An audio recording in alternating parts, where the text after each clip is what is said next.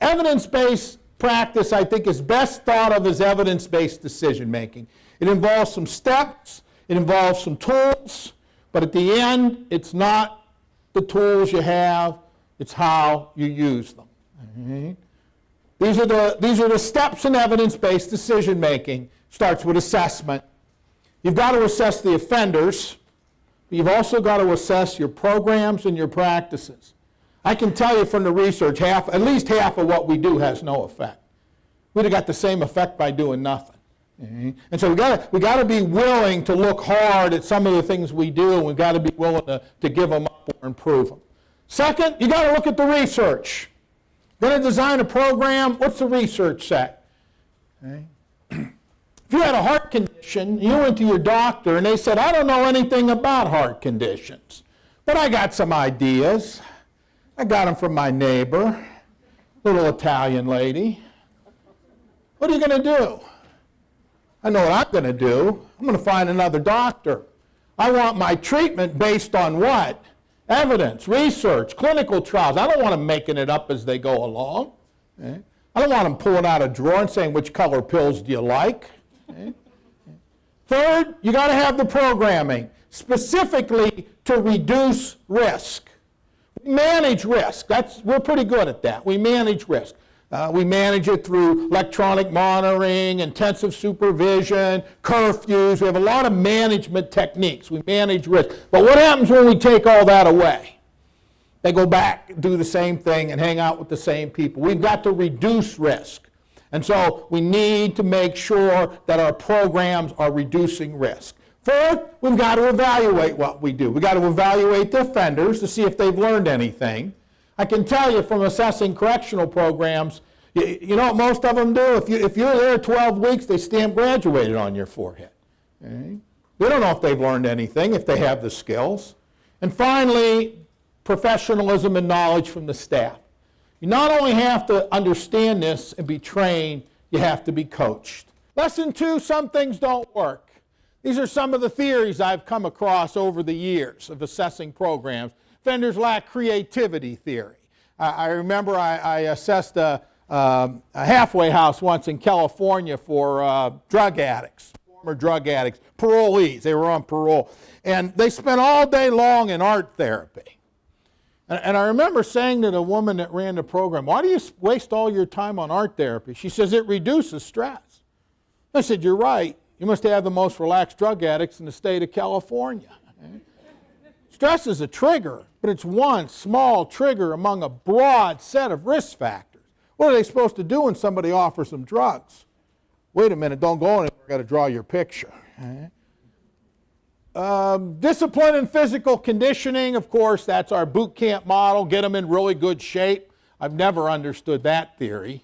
We ought to have, couch potato programs for them. Therapeutic community in a prison.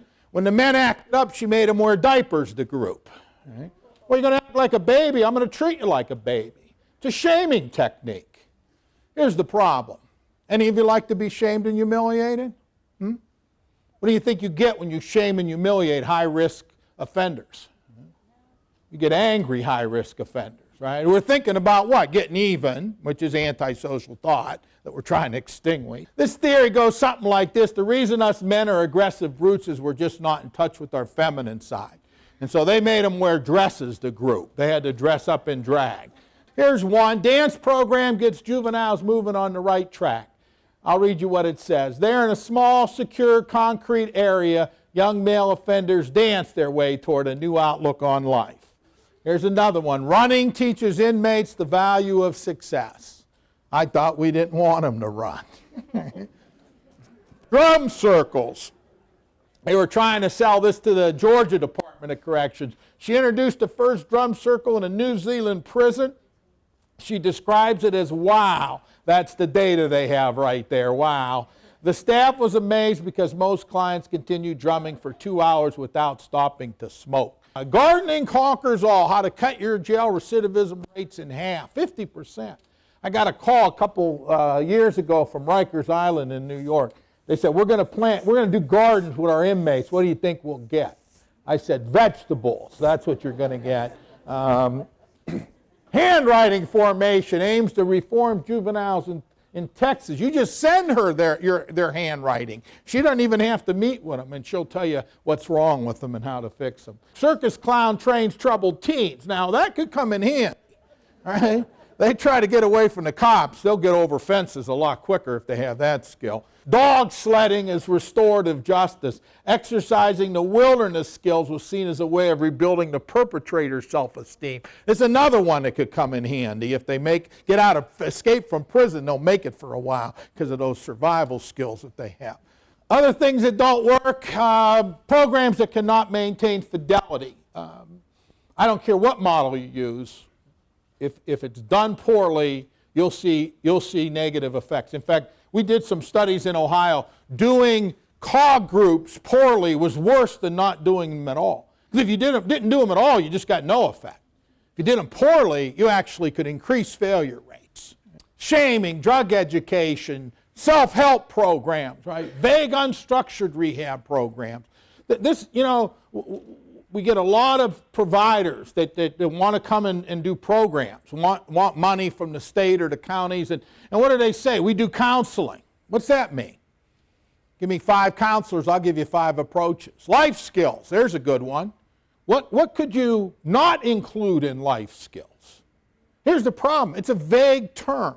We've got to define in specific terms what our programs are targeting, how they're targeting, how they maintain fidelity, how they vary dosage. And that requires detailed descriptions of programs. Third lesson, almost anything you want to fix starts with assessment. Think about it. I don't just mean offenders, I mean anything. You want to fix your car. Right? You take it to the mechanic. You don't want them to say, just leave it here, I'll tear it all apart. We'll figure out what's wrong with it. You want them to hook it up to the computer. You want them to ask you questions, right? You want to do an assessment. Right? Assessment helps us meet the risk and need principle, who to target and what to target. It can help us reduce bias. We want to treat people based on objective risk factors, not on race or ethnicity or gender. They don't have any place in our system. And it can help us know if interventions have worked. Because, right, people change. Some people get worse, but some people get better. And assessment helps us gauge that. To understand risk assessment, you got to understand types of risk factors. You got 2 basic types, and I know you're familiar with this. You got static ones. These are things that are related to risks that you can't really change. So your father was in prison. That's a risk factor. What am I going to do about it? You got 3 prior felonies. Might get more, but you're never getting less. Okay? The past is a great predictor of the future. That's why we use it. But we also have dynamic risk factors. These are things related to risks that we can change. You hang around with a bad crowd. You don't go to work. You get high all the time. Those are dynamic. But there are 2 types of dynamic risk factors. There's acute ones that can change quickly. What's an acute risk factor that can change quickly? Employment, right? Yeah, sure. You go out and interview on Friday, you get a job, you start on Monday. You went from unemployed to employed just like that. Mark it off the list. But guess what? Most dynamic risk factors are stable. I'm not going to change how you think overnight. I'm not going to make you less impulsive overnight. I'm not going to change who you hang around with overnight. Those are going to take what? Some work, some time, some practice. Remember this. Dynamic factors are more difficult to measure, but they're critical to developing case plans, prioritizing targets for change, and so forth. So, harder to measure, but they're important. And I know Utah's used the LSI for a long time. You're moving to the CMI. That tool looks at both static and dynamic risk factors. That's why it was really the first tool of its kind. So you want to reduce recidivism? Focus on the people likely to recidivate. It's the essence of the risk principle. If half the people come out of your prisons never go back again, which half are you worried about?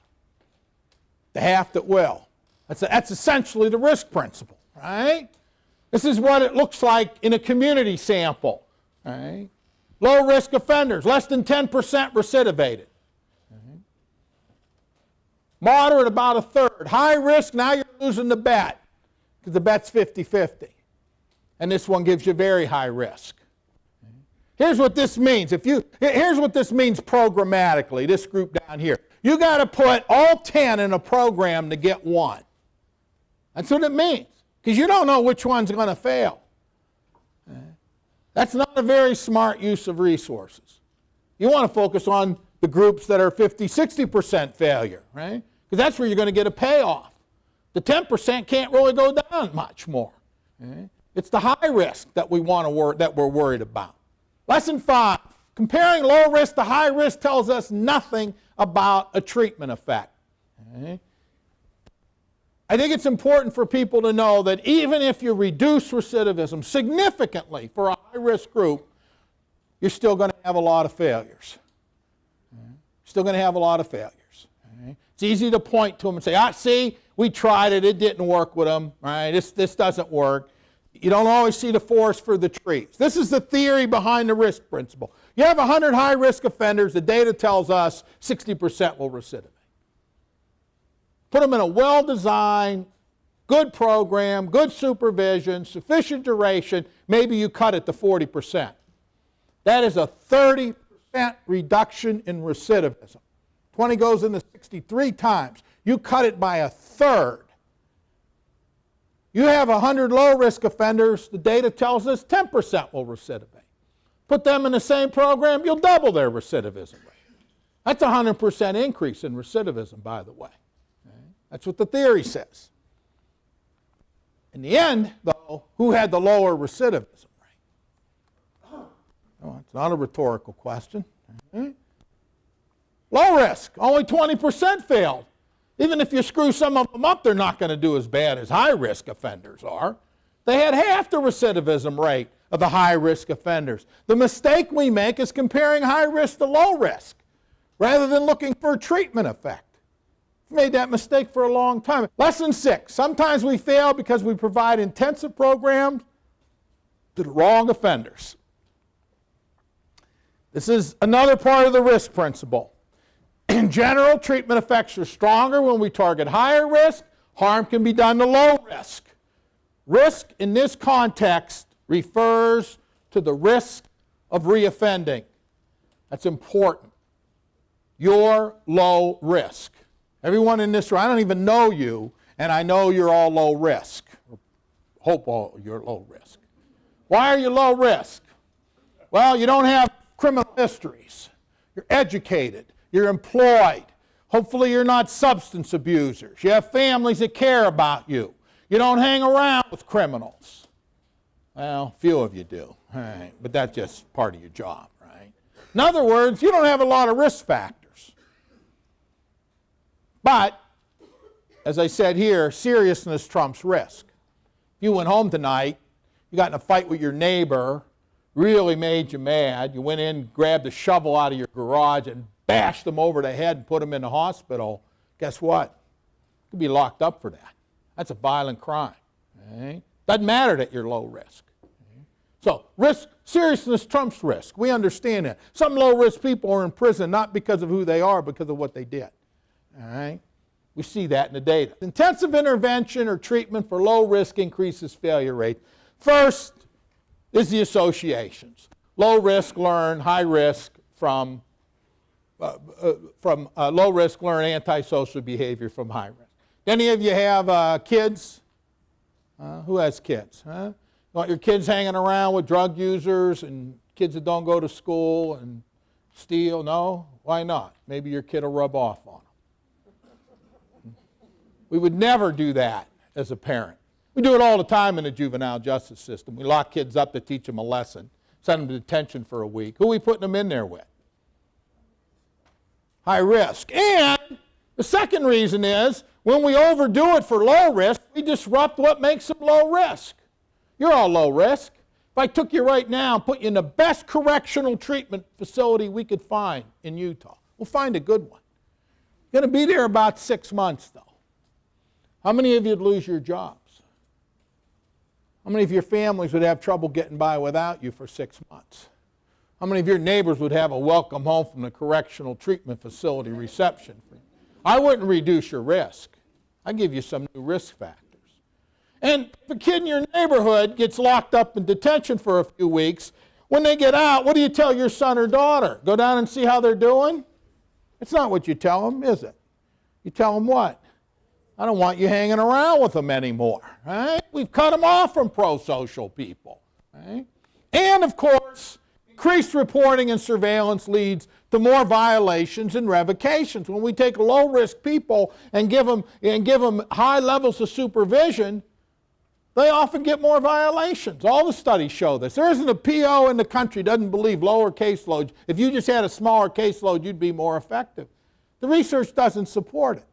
Now, there's a number at which you cannot be effective, but there's no magic number. This is out of Canada, study of intensive rehabilitation supervision. Here's what they found. Recidivism rates 2 years later, high risk, that got treatment in that program, about a 30% failure rate. High risk who didn't get treatment, about a 50% recidivism rate. They cut recidivism dramatically for high risk, but look what happened to low risk. They dramatically increased it.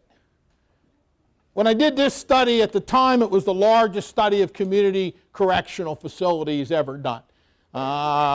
We had 13,000 offenders in our study. We had 37 halfway houses and 15 what we call community-based correctional facilities. Half our sample were probationers, half our sample were parolees. We tracked them for 2 years. The state wanted to know if these programs were effective or not. What did we find? This is the treatment effects for low risk. These are the programs. That means nothing to you. Okay? The red bars indicate negative treatment effects for low risk. Most of the programs increased recidivism rates for low risk offenders. I said to the director of corrections at the time, why would you spend $65 a day to increase failure rates? Because that's what we were doing here in Ohio. Only a few programs had small effects. These are the same programs and the treatment effects for high-risk offenders. Now what do you see? It's like we flipped it. Okay? Most of the programs reduced recidivism. For who? High risk. Who are we worried about? High risk. Okay? And I'll show you the risk principle where you really see it. We'll just take this one. Mahoney County. This is where I grew up. They reduced recidivism 32% for high-risk offenders. Cut it by a third. On this chart, here they are. They increased recidivism 29% for low-risk offenders. Same program. So we know it wasn't the program. By the way, when you put their data together, you know what they look like? Zero. Looked like they had no effect. They had a very strong effect with high-risk offenders. There are two things that came out of this study that were important for us. One was the risk. And second was quality. We looked at quality. And just so you know, these programs down here, these 8 programs, did not reduce recidivism at any risk level. Any risk level, they had increased failure rates. I replicated a study in 2010, bigger study, we found the same thing. I'll tell you what Ohio did, a couple things. We went through justice reinvestment just like you did. Couple things. Everybody has to be assessed. All judges have to use an assessment tool, and they can no longer send low-risk offenders to these programs. That was a result of our justice reinvestment. Juveniles. 2013, we did a large study of 10,000 youth. Community, residential, and institutional placement. These are the recidivism rates by risk. You can see here how much harmful, especially at the low and moderate levels, putting low-risk kids in residential or institutional programs, moderate-risk kids, doubled or more their recidivism rates. As part of that study, we also found placing low-risk youth in substance abuse programs significantly increased their failure rates. We think we're helping them. Who are we putting them in there with? High risk, and these are kids, right? I mean, they can give off reinforcement without even talking, just by looking, right? And I will tell you what the research on juvenile drug courts is showing, negative effects. Most of the studies now are negative.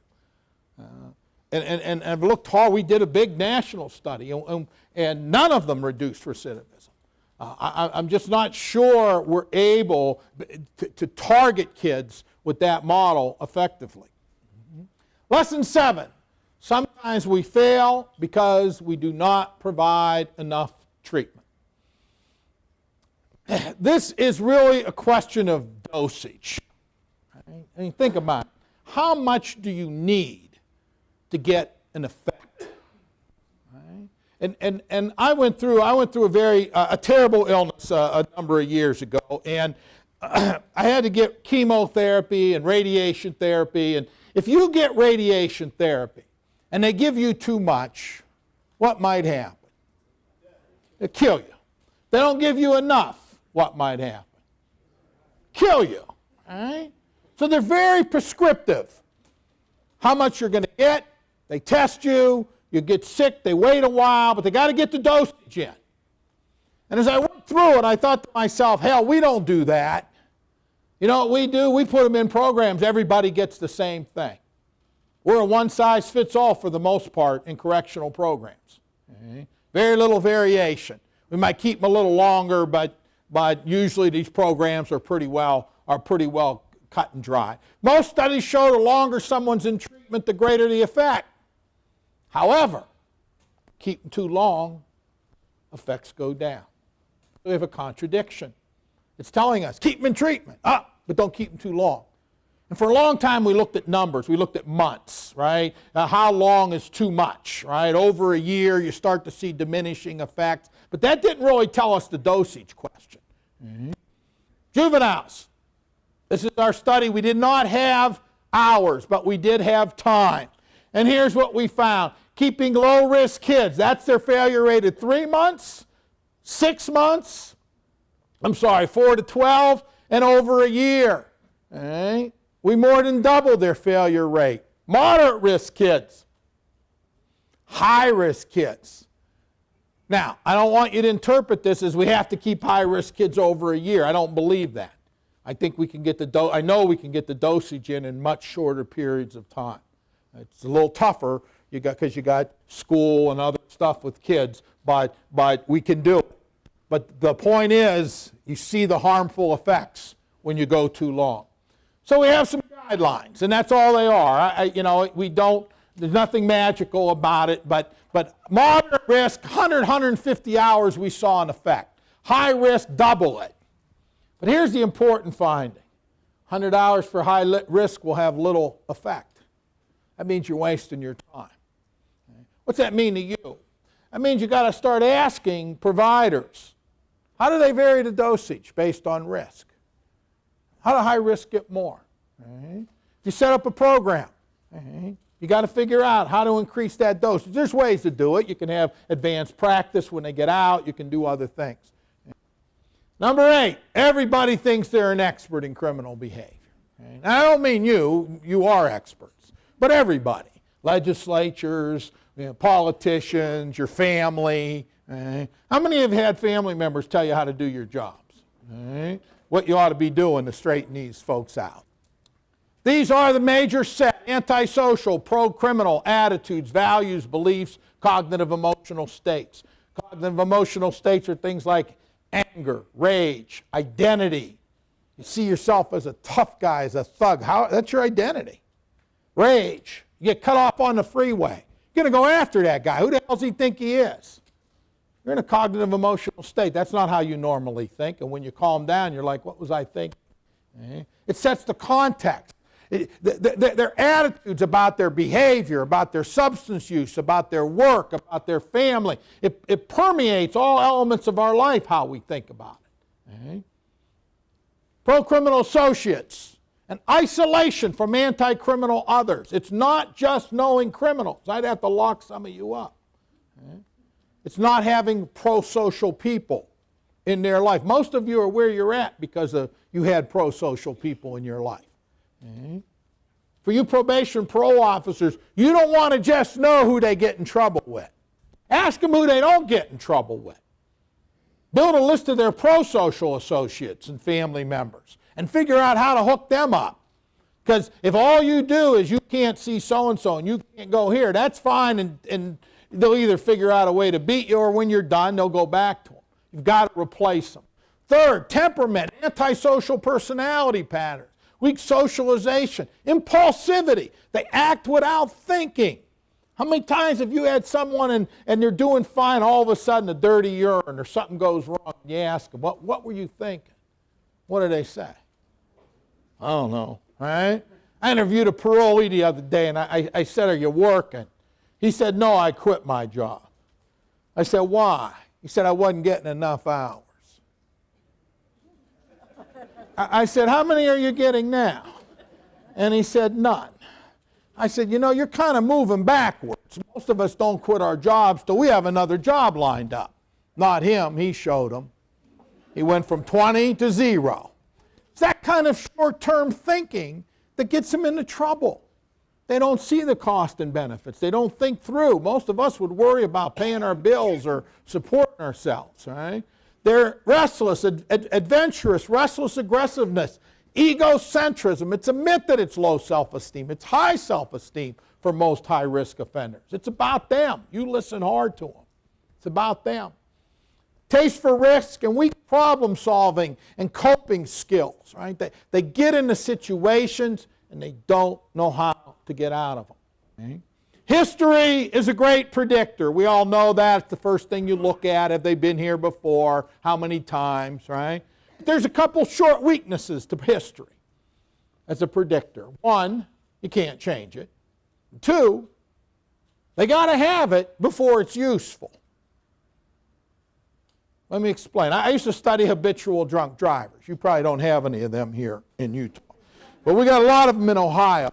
I'll let you in on a secret. You don't need a PhD to know somebody with 5 DUIs is high risk for drinking and driving. How do you know it, by the way? I got 5 DUIs, that's right. Here's the problem. They were high risk when they got the first one. You just didn't know it. So you waited, right? They got another one, uh-oh. Third one, now we're in trouble. Fourth, we turn them into felons, right? And here's the thing. 80% of people that get caught drinking and driving never do it again because they look like you. They don't want to lose their jobs or their insurance or have family be ashamed of them, right? But then you got that 20% who say things like, I drive better drunk. I only had 12 beers. I didn't get in an accident. Cops had one of them roadblock things set up for me, right? And they're the ones more likely to what? Drink and drive. Family factors including criminality and other problems in the family. Low levels of caring and cohesiveness. If they're kids, it includes poor parental supervision and discipline and abuse. All right. For kids, those are much more dynamic. For adults, they're more in the past. Low levels of personal education, vocational or financial achievement. Low levels of involvement in pro-social leisure activities, and substance abuse. These are the major set. But I want to be crystal clear. Most of us believe that these 4 run through these 4. These are the big 4. These are the ones that are driving most of our behavior. Here's the problem. We often start here. Get them a job and get them in a substance abuse program. Okay? The problem is if we haven't changed how they think or who they hang around with, or give them better problem-solving skills, right, they're not going to last very long. What you target's important. Here's an example for juveniles. Fear of punishment, negative effects. Right? You don't think we do that? Scared straight. Here's a good example. Take a bunch of kids down to prison or jail and scare them. Can't hurt. It's cheap. Actually, it can hurt. Most of the studies show negative effects. You're not scaring them. You're reinforcing them. They go back to school. They're the cool kids. Okay. Bonding antisocial peers together, right? We do that. We have wilderness programs. We have boot camps for kids. We take low, medium, and high-risk kids and bond them into a group. We call those gangs in Ohio. Right? Right. Criminogenic get us the strongest effects. Lesson 9. Offenders are not usually high risk because they have a risk factor.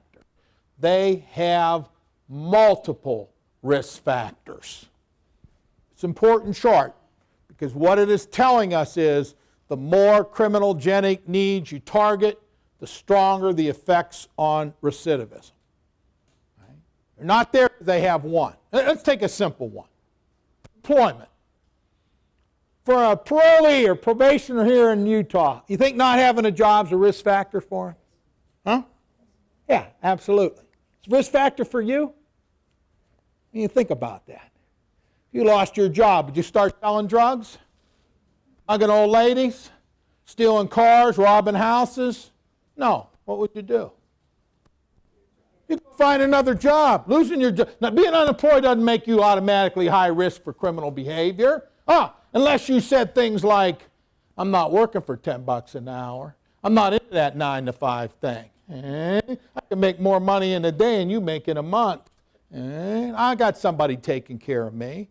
Now, being unemployed is a big risk factor because you have those antisocial attributes and you have 40 hours a week to get in trouble.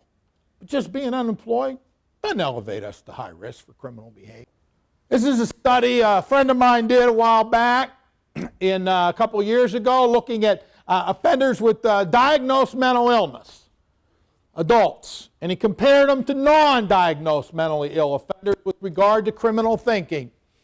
And what did he find? 66% had belief systems supportive of criminal lifestyle based on the PICS. When compared to other offender samples, male offenders with mental illness scored similar or higher than non-mentally disordered offenders. On the criminal sentiment scale, 85% of the men, 72% of the women with mental illness had antisocial attitudes, values, and beliefs, which was higher than the incarcerated sample without mental illness. What did he conclude? Criminal thinking styles differentiate people who commit crimes from those who do not, independent of mental illness. And incarcerated persons with mental illness are often mentally ill and criminal. Because the research is clear. It shows no reductions in recidivism from targeting the symptoms. Lesson 10. We can change behavior. We just have to go about it the right way. By the way, it's not easy. If you think it's easy to change somebody's behavior, try changing your own. It's hard. Hard to give up a bad habit. Hard to lose weight. Hard to do things differently than we've done them. Right? It's not an easy thing. And so if I wanted to help you change your behavior, let's see, how might I do it? I might try to scare you into it. You know, being overweight leads to heart attacks. Smoking can kill you, right? I might give you a scare business. For some, that ain't going to have much effect. I could educate you. I could show you, your brain on drugs or all those things they do, right? I could try to scare you. I could educate you. Help you develop some insight. Or, let's see, I could coach you, show you how, practice with you, reinforce you. Right? And so, most studies show, whether it's giving up smoking or losing weight, any bad habits, people are more effective when they have somebody what? Helping them do it, showing them how to do it. Right? When we talk about effective correctional interventions, we're talking about using behavioral approaches based on structured social learning, cognitive behavioral treatment. Behavioral interventions have some attributes. First, they focus on current risk factors that are driving our behavior. What's a current risk factor? Get high all the time. You think what you do is okay. You hang around with a bunch of people just like yourself. You're impulsive, right? Those are current risk factors versus what? The past. Now, sometimes the past explains our current behavior, right? But it's a problem. I can't really change the past. If it's a barrier, I might have to remove it. I might have to work on that. But once I remove that barrier, I still got to get to those current risk factors, or else I'm really not teaching you what you need to know to stay out of trouble in the future. Right? Second, it's action-oriented, not talk-oriented. What does that mean? That means the offenders are active learners. They're actively engaged. You're not doing all the talking, and they're not doing all the talking. I go into groups all the time, and they're telling war stories over and over again about their drug use or whatever. And I'm thinking, what the hell are they doing here? Okay? They have to be practicing and learning new skills. We assume, I think we make a mistake. We think they just don't want to do it. And that's why we use all these other strategies. If they just knew more about it, or if we threaten them enough, or we scare them enough. I think that's a mistake. I think a lot of them don't know how to do it. Social learning, by the way, is not a theory of criminal behavior. It's a theory of human behavior. It's a process through which we acquire our attitudes, our values, our beliefs from people around us. You can all name very quickly people that influenced you. Very quickly. If I had to give you more time, you'd come up with a whole list. Couldn't think of speeches. That's social learning. Problem with social learning is we don't just learn good things from other people. We learn bad things from other people. So it's structured social learning. Social learning is a complex process. It's not a complex concept. These are the most effective behavioral models. Structured social learning where new skills are taught. It's a myth that they don't have skills. They have skills. Lying, cheating, stealing, using drugs, are good at that. Have a lot of skills, manipulating people. You work in a prison, you know how skilled they can be at some of those things. We want to teach them what? Pro-social skills, the alternatives. Family-based approaches for kids, extremely effective, especially younger kids. Starts to get less effective as they get older. And cognitive behavioral approaches. All right? So, social learning, these are some family interventions. Some of them, FFT, I think, based here in Utah. Right? These are some of the different family approaches. But what I want you to see is the importance of R&R. This is a meta-analysis of family interventions. Average reduction, 21%. But a lot of variation in the data, from negative to very positive. What mattered? Targeting higher risk families, targeting criminogenic needs of the families, and using behavioral approaches. So you use a family-based intervention for your kids, you want to make sure you're following the R&R model. COG, the principles of COG, thinking affects behavior. That antisocial, distortive, unproductive, irrational thinking can lead to that behavior. That we can change how we feel and behave and change what we think. Again, complex process, not a complex concept. It's easy to see how our thinking affects our behavior. Here's the latest research. Average CBT reduced recidivism 25%, but most effective configurations found 50% reductions. What were those configurations? Dosage, at least 2 sessions a week. Fidelity, monitored and staff trained. Higher proportion of completers, taking away the barriers to get them through the program. We just did a big study in Ohio. We're a lot bigger state than you. We have 51,000 inmates.